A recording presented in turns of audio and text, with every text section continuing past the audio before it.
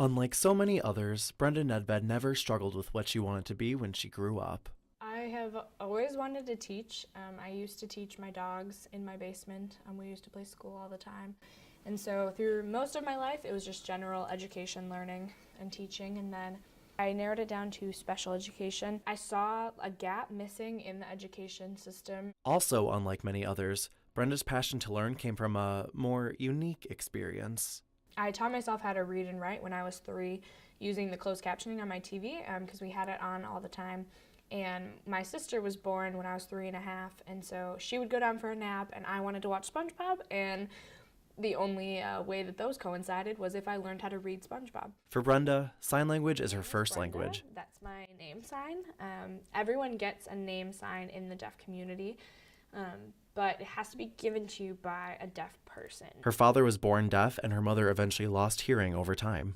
Brenda's passion and journey through education has already led her to a couple of classrooms. I was placed at a middle school last semester in a resource classroom, and so I worked with a lot of kids with autism, trauma, and other health impairments, and it was really refreshing and very confirming that that's what I wanted to do. While she is quite comfortable assigning, it doesn't necessarily mean that others are. This one girl who's in my Girl Scout troop, she lived in my neighborhood, and her mom was like very scared by like my family because my parents couldn't hear me sneak out of the house, they couldn't hear me swear, and so there was a direct correlation between the fact that my parents couldn't hear what I was doing and therefore I was going to be like a bad kid. Despite any challenges her and her family have faced, Brenda hopes to help repair a broken system for special education students for the future.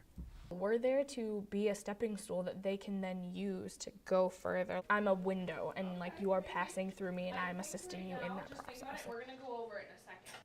Whatever the class content may be, Brenda is ready to help play an important role in her students' lives. Kevin Schwaller, TV-10.